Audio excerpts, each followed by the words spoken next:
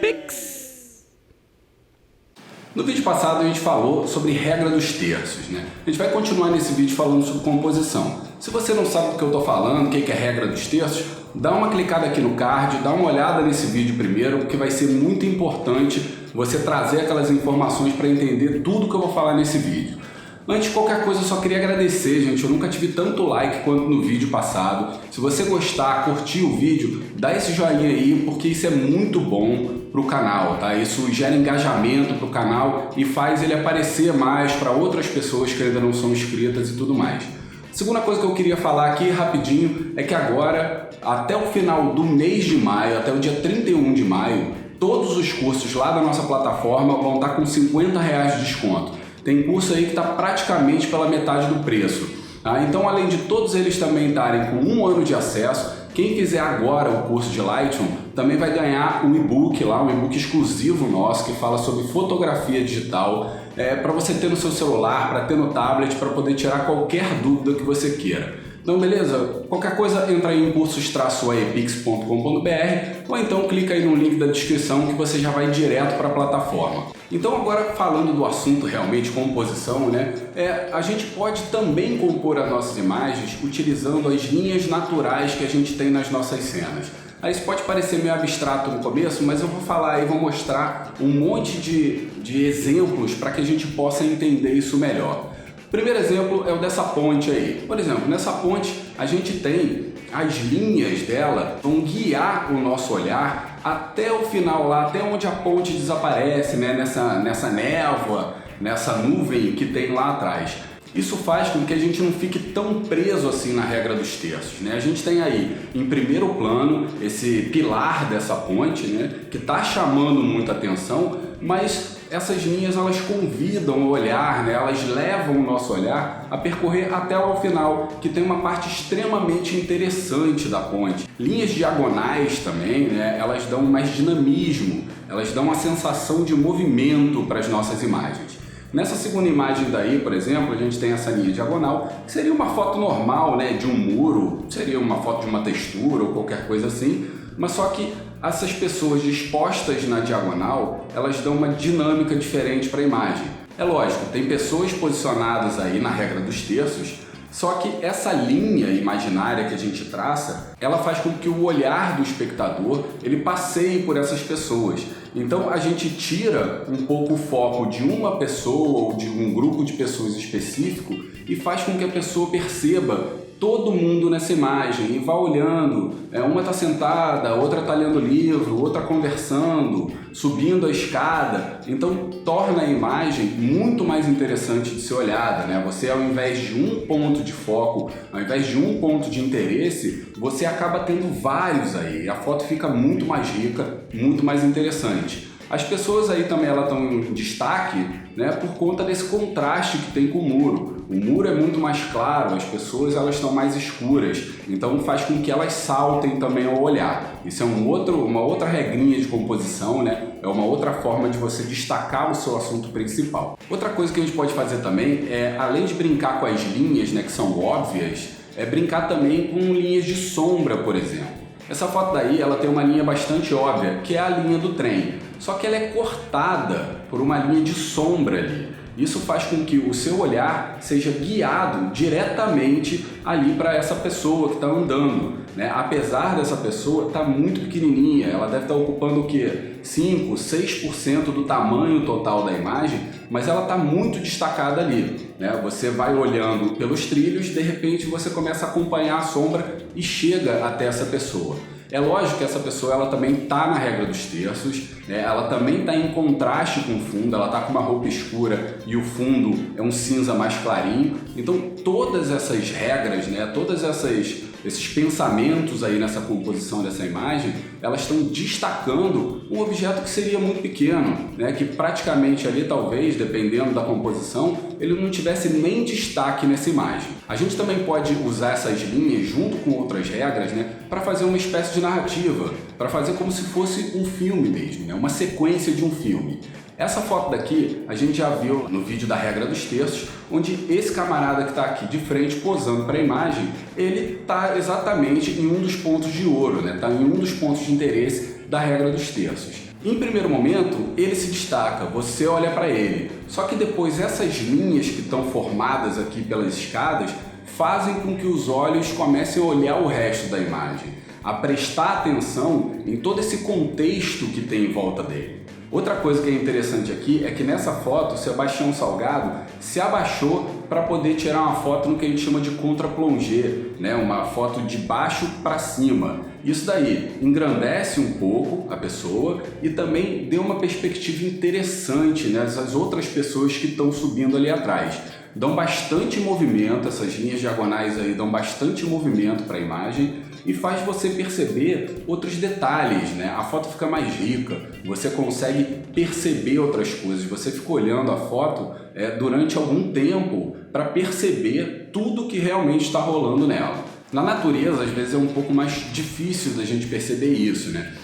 Dentro de fotografia urbana ou então fotografia de arquitetura, as linhas são mais retas, são mais óbvias da gente perceber. Só que em alguns momentos a gente pode prestar atenção nisso em meio à natureza também. Essa imagem, por exemplo, dessas árvores, né, elas criam uma linha da primeira árvore, que é o foco central da imagem, né, que está inclusive posicionada num dos pontos de ouro da regra dos terços, e a gente vai acompanhando até elas sumirem lá nessa névoa que está rolando ali dentro dessa floresta. É mais ou menos o que rolou lá na primeira imagem que a gente viu, né? Da ponte e tal, que a gente vai seguindo até sumir. É isso que faz a imagem ficar mais bonita. Essa foto ela também traz uma coisa interessante pra gente, que é a perspectiva, né? Uma foto, um vídeo, uma pintura, um desenho, ela não tem profundidade, né? Ou seja, ela é bidimensional, ela só tem duas dimensões, altura e largura. Para a gente criar uma tridimensionalidade, dar uma profundidade na nossa imagem, a gente tem que usar justamente da perspectiva. E como é que a gente entende isso, né? Tudo que tiver mais próximo vai estar maior. Quanto mais longe tiver, menor vai ficar. Você imagina que se o fotógrafo ele tivesse em outro ângulo, ali na parte lateral, por exemplo, das árvores, talvez a foto não ficasse tão interessante. Ela ia ficar mais planificada. Provavelmente todas essas árvores elas têm o mesmo tamanho. Seria uma foto diferente, não necessariamente que a foto ficaria ruim, mas assim, com perspectiva, a gente tem uma foto muito mais interessante. No caso dessa foto agora, né, essa ponte, ela está levando o nosso olhar até aquela cidade que tem lá no fundo, né, perto do castelo.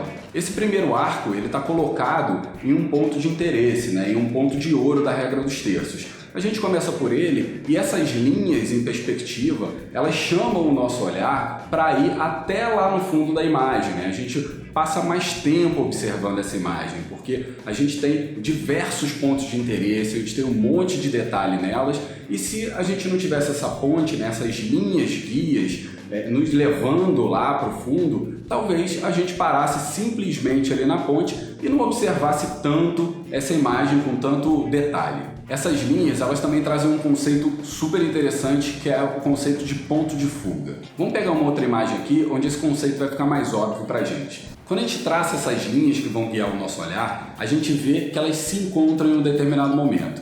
Esse ponto se chama ponto de fuga. É um ponto de interesse que tem uma atração do olhar tão forte quanto qualquer ponto de ouro da regra dos terços. Então, a gente utilizar essas linhas, né, essas linhas de fuga, pode ser uma forma da gente quebrar a regra dos terços. Vamos dar uma olhada numa outra imagem aqui e a gente consegue ver que as linhas da rua, né, da calçada aqui, elas formam duas linhas de fuga e os tetos desses, não sei o nome direito disso, né, isso é um cemitério, né, desses sarcófagos, alguma coisa assim, eles estão se encontrando lá no final da rua. E lá no final a gente consegue perceber também que tem uma pessoa, tá bem pequenininha, né? Tá bem longe da câmera. Por mais que talvez essa pessoa não seja a figura central aí dessa imagem, ela muda completamente a interpretação dessa foto. Se não tivesse nenhuma pessoa ali, né, eu poderia interpretar isso como um cemitério vazio, uma coisa silenciosa, onde estão ali os mortos, onde não tem muito movimento, é um lugar meio solitário, meio silencioso.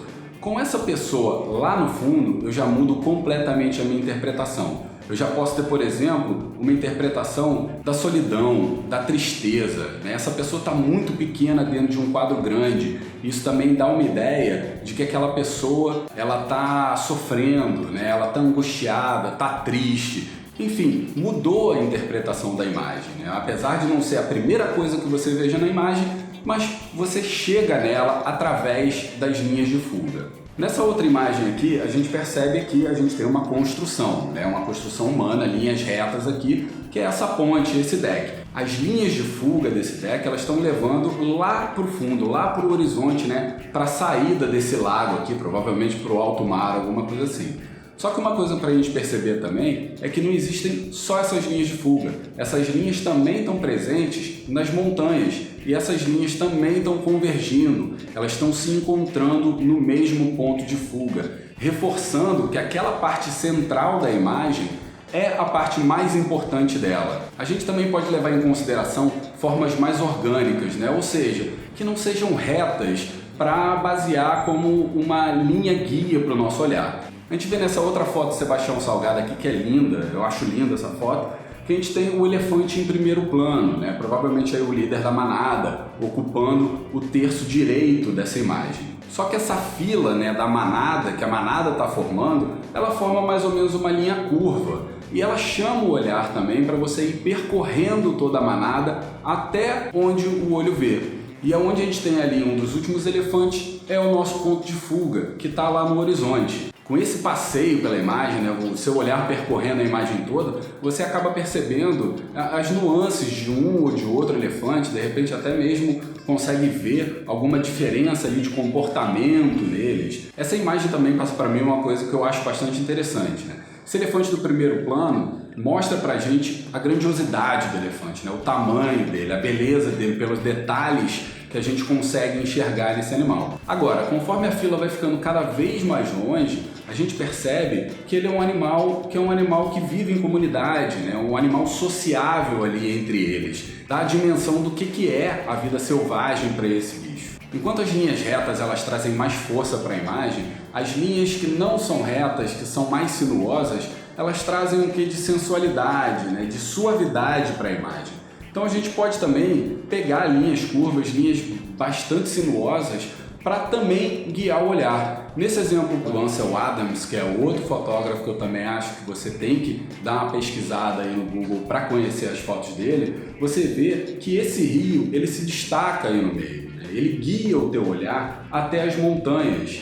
Ele também se destaca aí pelo contraste que ele tem com relação à floresta. Então dá para perceber bastante ele está em destaque nessa imagem e a gente vai seguindo ele com o olhar durante a imagem toda. A gente também pode usar, por exemplo, estradas para fazer isso, né? Para guiar o nosso olhar. Eu aconselho você que você entre lá no Instagram, por exemplo, e vá lá na parte de busca e fique vendo fotos aleatoriamente. Gostou de uma? Amplia ela e vê se existe alguma dessas regras, ou a regra dos terços, ou então o ponto de fuga, enfim. Dá uma analisada nas fotos, porque assim você vai criando um banco de dados na tua cabeça. Você vai também depois olhar as coisas na rua, olhar aí quando você for fotografar e você vai ver as coisas de forma diferenciada. Bom, é isso. Espero que você tenha gostado. Me segue aí nas redes sociais também, tá? No Instagram e no Facebook. Eu vou deixar aí o link na descrição. Se você gostou, dá o joinha aí, se inscreve no canal, ativa as notificações para você receber sempre que eu postar algum vídeo novo aqui.